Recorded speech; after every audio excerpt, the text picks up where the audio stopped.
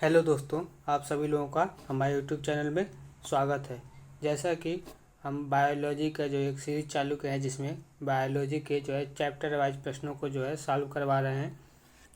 तो आज का जो टॉपिक है वह है मानव शरीर क्रिया विज्ञान यानी कि ह्यूमन साइकोलॉजी। आज जो है इस टॉपिक से जो है जितने भी प्रश्न पूछे गए हैं पिछले सालों में इस बार पूछे जाने की संभावनाएं हैं उनको हम सॉल्व करने वाले हैं। तो अगर अभी तक आप लोग हमारे यूट्यूब चैनल को सब्सक्राइब नहीं किए हैं तो सब्सक्राइब कर दीजिए। और जो लोग भी किसी भी एग्ज़ाम की तैयारी करते हैं जिसमें बायोलॉजी से संबंधित प्रश्न पूछते हैं उन लोगों के पास आप शेयर भी कर दीजिए। तो आइए चलिए शुरू करते हैं।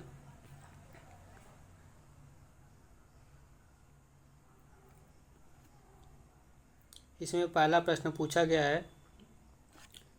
पहला प्रश्न है, कड़वाहट के लिए मानव जीव का संवेदनशील क्षेत्र जो है कौन सा होता है। तो वह इस प्रश्न का जो सही आंसर हो जाएगा वो हो जाएगा जो सबसे संवेदनशील होता क्षेत्र है जीव का वह होता है पीछे का जो है भाग। जीव के जो है पीछे का भाग जो होता है वह मानव से जीव का जो सबसे संवेदनशील भाग होता है। तो इसका सही आंसर हो जाएगा ऑप्शन नंबर सी। इसी प्रकार से प्रश्न नंबर दूसरा देखते हैं। प्रश्न नंबर दूसरा है, मानव शरीर में प्रोटीन का पाचन निम्नलिखित में से किस अंग में प्रारंभ होता है। तो मानव शरीर में प्रोटीन का जो पाचन है वह होता है मुंह के द्वारा। मुंह के द्वारा जो है मानव शरीर में प्रोटीन का जो है पाचन होता है। तो इसका सही आंसर हो जाएगा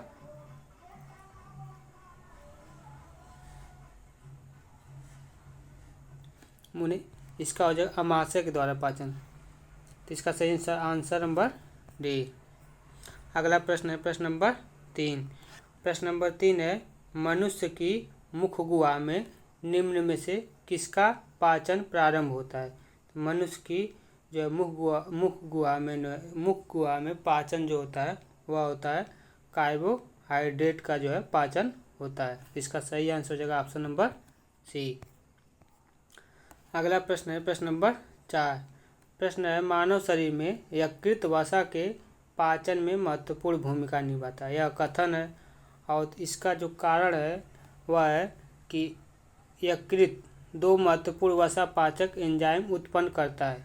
तो इनमें से जो है कौन सा कथन और कारण सही है। तो इस प्रश्न का जो आंसर हो जाएगा वो होगा कि जो इसका कथन ए है वह है कि मानव शरीर में यकृत वसा में पाचन में महत्वपूर्ण भूमिका निभाता है, यह सही है। और दूसरा वाला भी कथन यानी कि यकृत दो महत्वपूर्ण वसा पाचक एंजाइम उत्पन्न करता है, यह भी सही है। दोनों सही है लेकिन कथन ए जो है यार की व्याख्या सही नहीं करता है। तो इससे में कौन सा आंसर हो जाएगा वो होगा option number B. Option number B जो है इस प्रश्न का आंसर हो जाएगा। प्रश्न नंबर 5 देखते हैं। प्रश्न नंबर 5 है, मानव तंत्र में निम्नलिखित में से कौन सी एक पाचक एंजाइम नहीं है। तो मानव शरीर में कौन सी एक पाचक एंजाइम नहीं है पूछा है। तो इसके ऑप्शन देख लेते हैं। पाचक एंजाइम जो है नहीं है तो इसके ऑप्शन दिए हुए हैं ट्रिप्सिन, गैस्ट्रिन, टाइलिन और पेप्सिन। तो इनमें से कौन सी पाचक एंजाइम नहीं है तो वह होगी गैस्ट्रिन। गैस्ट्रिन जो है पाचक एंजाइम जो है नहीं है। तो इसका सही आंसर हो जाएगा ऑप्शन नंबर बी। अगला प्रश्न देखते हैं। प्रश्न नंबर 6। प्रश्न नंबर 6 है, मानव शरीर में क्षुद्रांत के 3 संरचनात्मक भागों की लंबाई का जो है कौन सा ह्रासमान क्रम है, मतलब कौन सा घटते हुए क्रम है संरचनात्मक भाग का। तो वह होगा इसका जो आंसर होगा वह होगा क्षेत्रांत, फिर मध्यांत, उसके बाद ग्रहणी। इसका जो है घटते हुए क्रम में मान होगा। पहले क्षेत्रांत होगा यानी कि इलियम, उसके बाद जेजुनम, उसके बाद डेड्रोनम जो है लास्ट में होगा यानी कि ग्रहणी सबसे लास्ट में होगा। तो इसका सही आंसर हो जाएगा ऑप्शन नंबर डी। अगला प्रश्न है प्रश्न नंबर 7। इसमें दिया है कथन ए। कथन ए है कि हमारे आहार के सभी प्रोटीनों का पाचन केवल एक ही क्षुद्रांत में होता है। और कथन कारण 2 है कि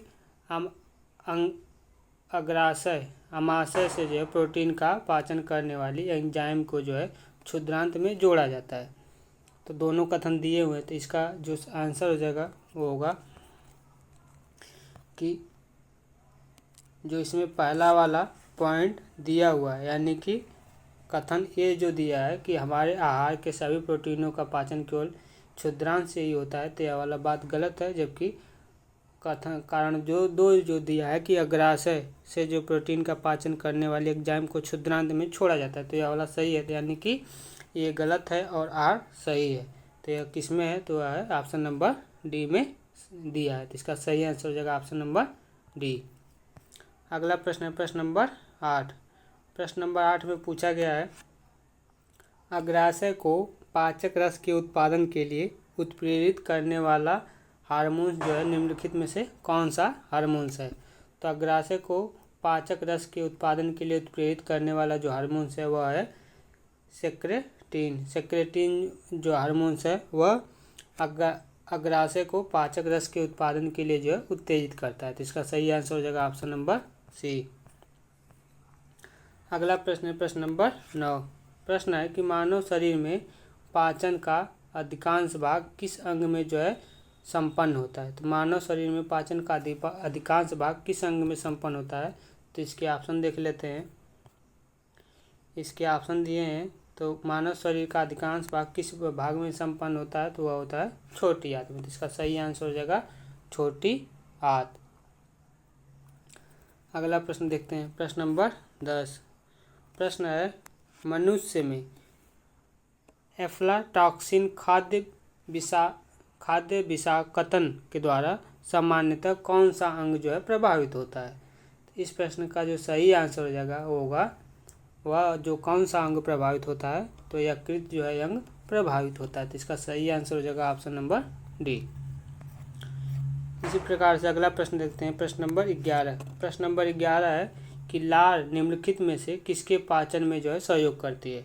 तो लार जो है किसके पाचन में सहयोग करती है, तो वह स्टार्च को जो है पाचन में जो है सहयोग करती है। तो इसका सही आंसर हो जाएगा ऑप्शन नंबर ए स्टार्च। अगला प्रश्न है प्रश्न नंबर 12। प्रश्न है कि हमारे तंत्र में अधिकतम एटीपी अणुओं को उत्पन्न करने वाला पद कौन सा है। तो हमारे तंत्र में अधिकतम एटीपी अणुओं को उत्पन्न करने वाला जो पद होता है वह कहलाता है क्रेब्स चक्र। क्रेब्स चक्र जो है कहलाता है। तो इसका सही आंसर हो जाएगा ऑप्शन नंबर बी क्रेब्स चक्र। अगला प्रश्न प्रश्न नंबर 13। प्रश्न है, पित्तरस विषयक निम्नलिखित कथनों में से कौन सा सत्य नहीं है। यानी कि पित्तरस विषयक के बारे में कौन सा कथन सही नहीं है। तो इसमें जो है दिया है कि यह ऑप्शन है कि यह पित्ताशय में संश्लेषित होता है, तो यह ऑप्शन सही है। ऑप्शन नंबर 2 दिया है कि इसमें उपस्थित लवण वसा का जो है पायसीकरण करते हैं, तो ये वाला भी ऑप्शन सही है। इसमें दिया कि इसकी प्रकृति अम्लीय होती है, यानी कि पित्तरस विषय की अम्लीय प्रकृति जो अम्लीय होती है, तो ये वाला भी सही है। जबकि दिया है कि पित्तरस विषय की जो है उपस्थित एंजाइम वसा का पाचन करते हैं, तो यह जो एंजाइम और वसा का पाचन नहीं करते हैं, यानी कि यह वाला जो पॉइंट कहा गया वह गलत कहा गया। तो चूँकि प्रश्न में पूछा है कौन सा नहीं है, तो कौन सा नहीं है, तो ऑप्शन सी जो है नहीं है। तो इसका सही आंसर हो जाएगा ऑप्शन नंबर सी। अगला प्रश्न है प्रश्न नंबर 14। प्रश्न नंबर 14 है, शरीर में अतिरिक्त ग्लूकोज ग्लाइकोजन में जो है परिवर्तित होकर कहाँ पर भंडारित होता है। शरीर में जो अतिरिक्त ग्लूकोज होता है और ग्लाइकोजन में जो परिवर्तित होकर वह जो संग्रहित होता है यानी कि भंडारित होता है, वह कहाँ पर होता है, तो वह यकृत यानी कि लीवर में जो है संग्रहित होता है यानी भंडारित होता है। तो इसका आंसर हो जाएगा ऑप्शन नंबर बी। अगला प्रश्न है प्रश्न नंबर 13। प्रश्न नंबर 13 है, प्रोटीन के पाचन में सहायक एंजाइम कौन सा होता है। तो प्रोटीन के पाचन में कौन सा एंजाइम सहायक होता है, तो वह होता है ट्रिप्सिन। ट्रिप्सिन जो है प्रोटीन के जो है पाचन में सहायक एंजाइम होता है। तो इसका आंसर हो जाएगा ऑप्शन नंबर सी। अगला प्रश्न है, पित्ताशय में जो है उपस्थित पत्थर निम्नलिखित में से किसका पाचन प्रभावित करता है। तो पित्ताशय में उपस्थित पत्थर जो है किसका पाचन प्रभावित करता है, तो वह करता है वसा का जो है पाचन प्रभावित करता है। तो इसका सही आंसर हो जाएगा ऑप्शन नंबर बी। अगला प्रश्न प्रश्न नंबर 17। प्रश्न है, दो कथन दिए गए, कथन ए है कथन आर है। कथन ए में जो दिया गया है कि मानव शरीर सेलुलोज की जो है पाचन में असक्षम है।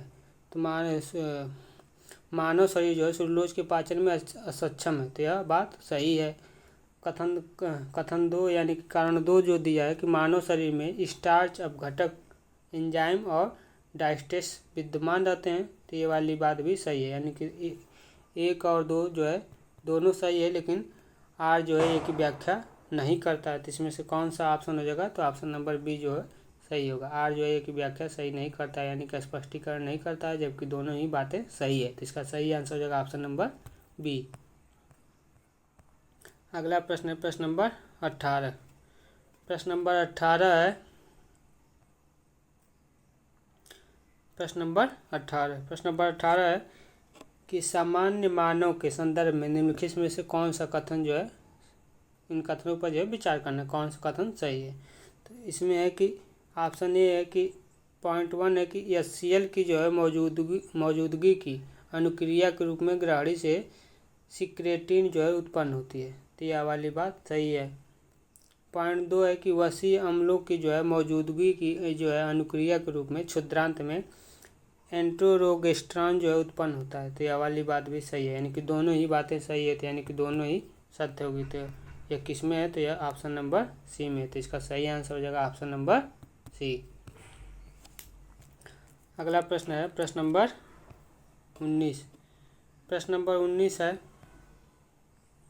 लिपिड का जो पाचन है निम्नलिखित में से कुछ की उपस्थिति में होता है, जिसमें पित्त हो गया, अम्ल हो गए, पित्त अम्ल, लाइपेज, पेप्सिन। तो इनमें से किस में होता है, लिपिड का जो पाचन है वह इन निम्नलिखित में से जो है किस में होता है।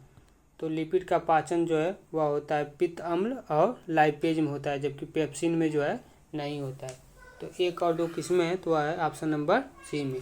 यानी कि इस प्रश्न का जो सही आंसर होगा वो होगा ऑप्शन नंबर सी। लिपिड का पाचन जो है पित्त अम्ल और लाइपेज में होता है, उपस्थित होता है। तो इसका सही आंसर होगा ऑप्शन नंबर सी।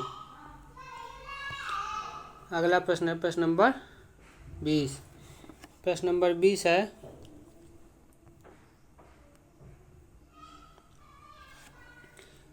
निम्न पर जो है विचार करना है। तो इसमें पॉइंट 1 है कि मानव शरीर की जो है दूसरी सबसे बड़ी ग्रंथि होती है। तो क्या होती है मानव सबसे दूसरी बड़ी ग्रंथि।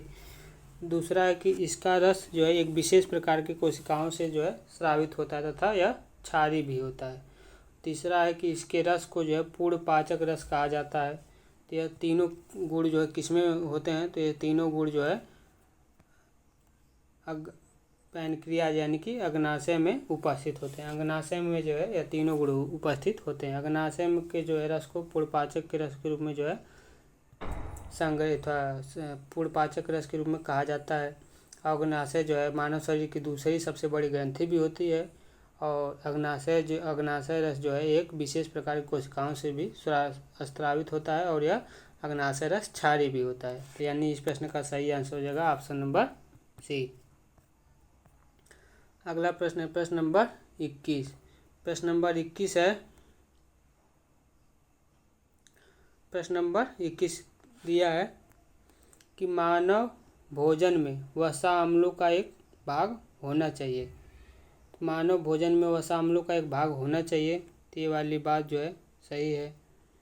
दूसरा है कि मानव भोजन में 75 ग्राम वसा होना चाहिए। और तीसरा है कि मानव शरीर कोशिकाएं किसी भी प्रकार के वसा अम्लों का जो है संश्लेषण नहीं करती हैं। चौथा है कि आवश्यक वसा अम्लों की अनुपस्थिति से न्यूनतम रोग जो है उत्पन्न होते हैं। तो इनमें से कौन सी बातें सही है, तो इसमें पहले, दूसरी और चौथी बातें सही हैं, जबकि तीसरी बात जो है यह सही नहीं है कि मानव शरीर जो है कोशिका किसी प्रकार के वसा अम्लों का जो संश्लेषण नहीं कर सकते हैं, बल्कि वह किसी प्रकार के भी वसा अम्लों का संश्लेषण कर सकते हैं। तो इसमें तीसरी वाली पॉइंट गलत है। पहला, दूसरा और चौथा किस में है, तो वह है ऑप्शन नंबर बी में। तो इसका सही आंसर हो जाएगा ऑप्शन नंबर बी। अगला प्रश्न है प्रश्न नंबर 22। प्रश्न नंबर 22 है जीवित प्राणियों के शरीर में होने वाली निम्नलिखित में से कौन सी एक प्रक्रिया पाचक प्रक्रिया नहीं, पाचक प्रक्रिया है पूछा है। तो जीवित प्राणियों के शरीर में होने वाली कौन सी एक पाचक प्रक्रिया है, तो वह है प्रोटीनों का एमिनो अम्लों में जो है विघटन। यह या जो है एक पाचक प्रक्रिया। तो इसका सही आंसर हो जाएगा ऑप्शन नंबर ए। अगला प्रश्न देखते हैं। अगर अभी तक आप लोग हमारे यूट्यूब चैनल पर नए हैं या फिर अभी तक आप लोग हमारे यूट्यूब चैनल को सब्सक्राइब नहीं किए हैं तो हमारे यूट्यूब चैनल को सब्सक्राइब कर लें, क्योंकि इस पर जो है जो महत्वपूर्ण या फिर वायरल बुक होते हैं जिससे ज़्यादा प्रश्न पूछे जाते हैं हम उनको सॉल्व करवाते हैं।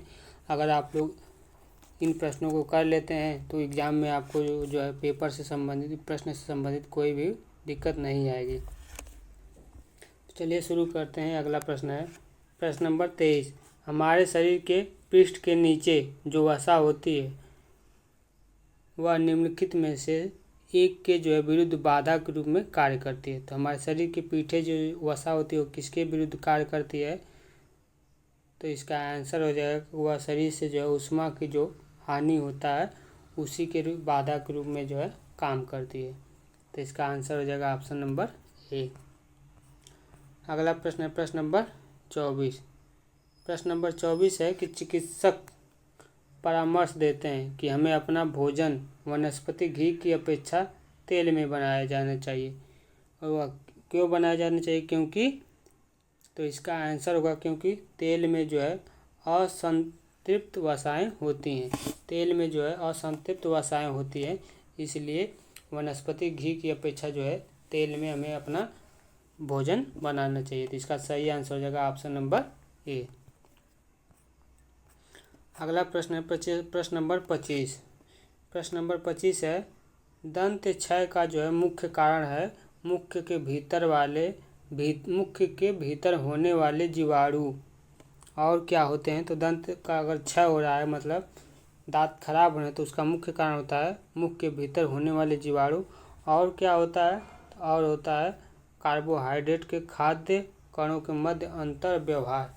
इन दोनों कारणों से जो है दांत के अंदर जो है क्षय यानी कि दांत जो है खराब होते हैं। तो इनका जो है दो चीज़ मुख्य कारण है। तो इसका सही आंसर हो जाएगा ऑप्शन नंबर बी। अगला प्रश्न है प्रश्न नंबर 26। प्रश्न नंबर 26 है अगर अग्नाशय में जो है खराबी हो तो क्या होगा? तो अगर अग्नाशय में खराबी हो जाता है तो उसके कारण इंसुलिन और ग्लूकागोन नहीं बनेंगे। तो इसका सही आंसर हो जाएगा ऑप्शन नंबर बी।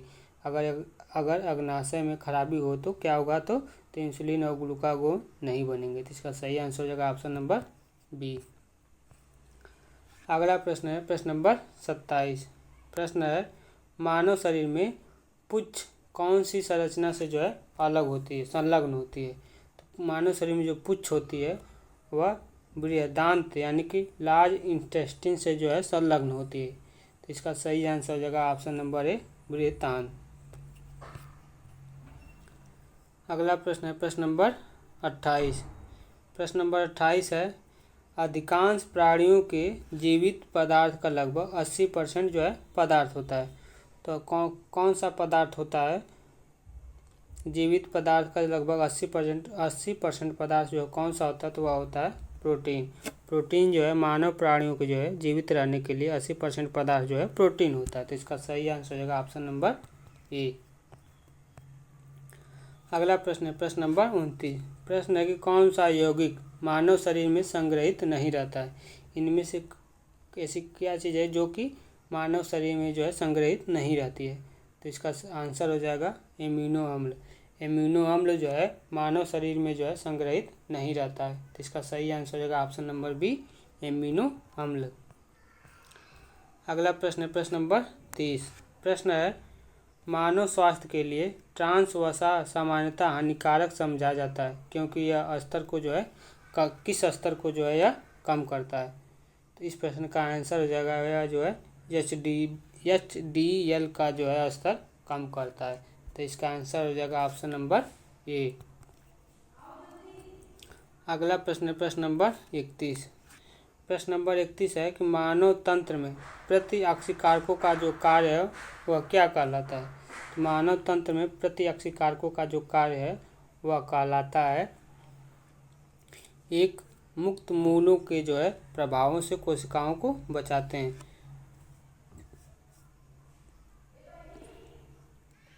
मानव तंत्र में जो है प्रति जो है अक्षिकारकों का जो कार्य है वह एक मुक्त मूलकों से जो है प्रभाव से जो कोशिकाओं को जो है बचाता है। तो इसका आंसर हो जाएगा ऑप्शन नंबर सी।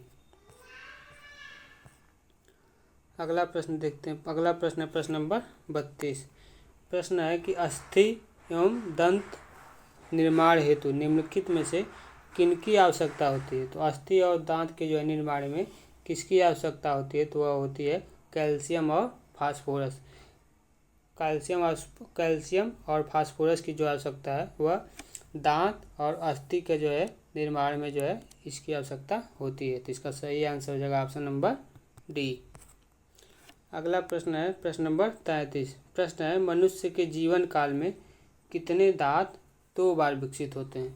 तो मनुष्य के जो है जीवन काल में जो है कितने दांत 2 बार विकसित होते हैं। तो इसका आंसर हो जाएगा 20 दांत जो होते हैं मनुष्य के जीवन काल में 2 बार विकसित होते हैं। तो इस प्रश्न का सही आंसर हो जाएगा ऑप्शन नंबर सी 20।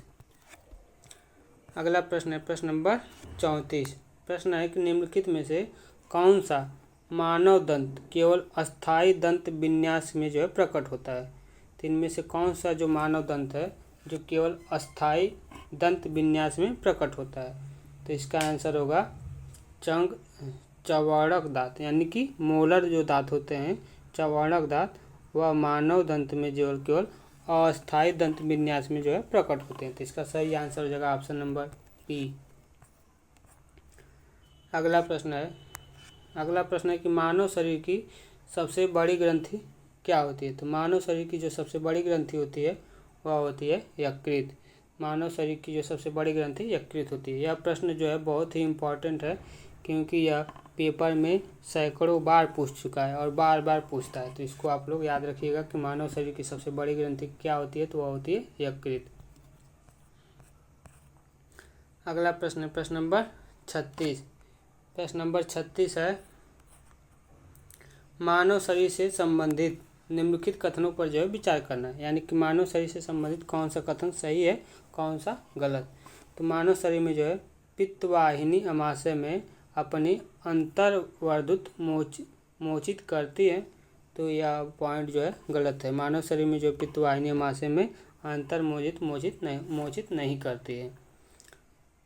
दूसरा पॉइंट है कि अग्नाशय वाहिनी और गृही यानी कि डंड्रम में जो है अपनी अंतर वस्तुएं मोचित करती हैं। तो यह वाला ऑप्शन सही होगा, यानी कि ऑप्शन नंबर 2 सही है। तो ऑप्शन नंबर 2 किस में है। तो यह है ऑप्शन नंबर बी में। तो इसका सही आंसर हो जाएगा ऑप्शन नंबर बी। अगला प्रश्न है प्रश्न नंबर 37। प्रश्न है निम्नलिखित में से कौन रक्त के संचालन में मदद करता है। तो रक्त के संचालन में कौन मदद करता है। तो वह होता है लिम्फोसाइट। लिम्फोसाइट जो है रक्त के संचालन में मदद करता है। रक्त के संचालन में लिम्फोसाइट मदद करता है। तो इसका आंसर हो जाएगा लिम्फोसाइट। अगला प्रश्न है प्रश्न 38। प्रश्न है निम्नलिखित में से किस प्राकृतिक पदार्थ में लौह यानी कि Fe विद्यमान होता है। तो इसमें से किस पदार्थ में जो है लौह जो है विद्यमान होता है। तो इसका आंसर हो जाएगा मायोग्लोबिन। मायोग्लोबिन में जो है लौह पदार्थ जो है विद्यमान होता है। तो इसका सही आंसर हो जाएगा ऑप्शन नंबर डी मायोग्लोबिन, जो कि प्राकृतिक पदार्थ है जो कि मायोग्लोबिन में लौह विद्यमान होता है।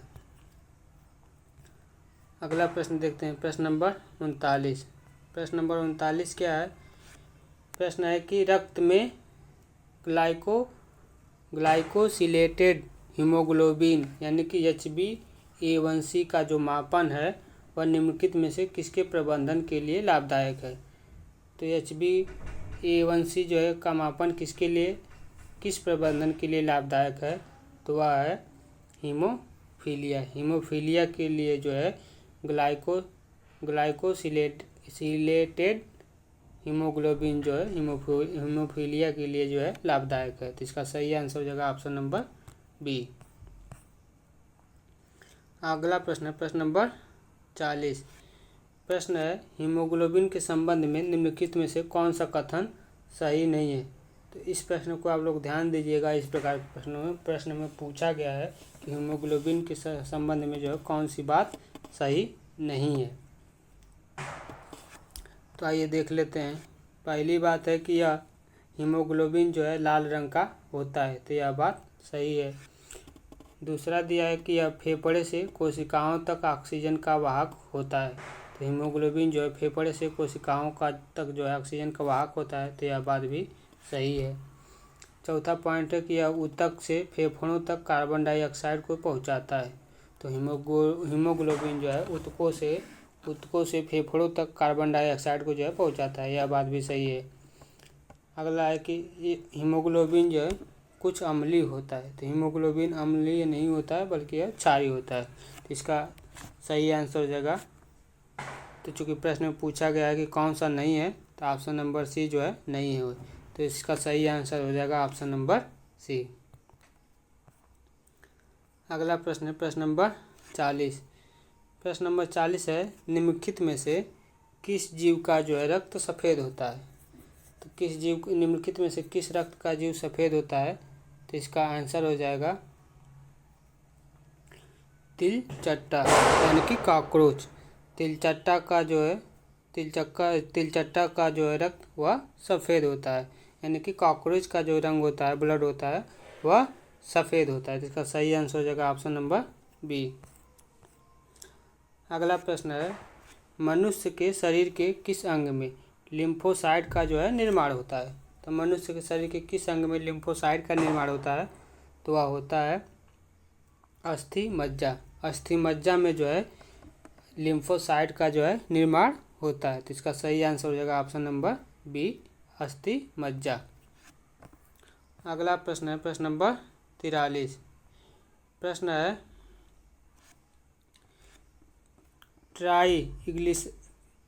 ट्राइग्लिसराइड जो है क्या है, तो ट्राइग्लिसराइड जो होता है वह एक वसा है, तो इसका सही आंसर हो जाएगा ऑप्शन नंबर सी। ट्राइग्लिसराइड जो है वसा है यानी कि फैट है, तो इसका सही आंसर होगा फैट यानी वसा। अगला प्रश्न है प्रश्न नंबर 44। प्रश्न है कि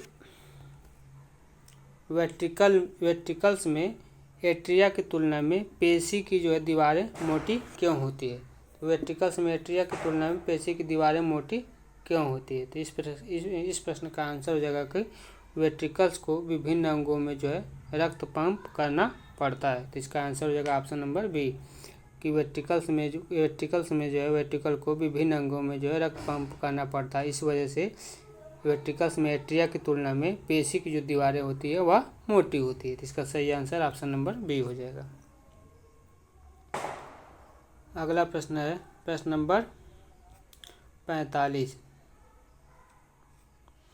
प्रश्न नंबर 45 है एंटीबॉडीज जो है होती है, तो एंटीबॉडीज किस में पाई जाती है, तो एंटीबॉडीज जो होती है वह प्रोटीन होती है, तो एंटीबॉडीज जो होती है वह प्रोटीन होती है, तो इसका आंसर होगा ऑप्शन नंबर सी। अगला प्रश्न है कि रक्त जो है क्या होता है, तो इस प्रकार प्रश्नों का आंसर है कि यह एक संयोजी ऊतक है। रक्त जो है एक संयोजी ऊतक है यानी कनेक्टिव टिश्यू है, तो इसका सही आंसर हो जाएगा ऑप्शन नंबर ए टिश्यू। अगला प्रश्न है प्रश्न नंबर 47। प्रश्न नंबर 47 है एक विवाहित दंपत्ति ने एक बालक को गोद लिया, उसके कुछ वर्ष उपरांत उन्हें जुड़वा पुत्र हुए। दंपत्ति में एक का रक्त AB पॉजिटिव है और दूसरे का O निगेटिव है। तीनों पुत्रों में से एक का रक्त A पॉजिटिव है, दूसरे का B पॉजिटिव है और तीसरे का O पॉजिटिव है। गोद लिए गए पुत्र का रक्त जो है कौन सा होगा, तो अगर पूछ रहा है कि गोद लिए हुए पुत्र का रक्त कौन सा होगा, तो वह हमेशा ही O पॉजिटिव होगा, इसका सही आंसर हो जाएगा ऑप्शन नंबर ए।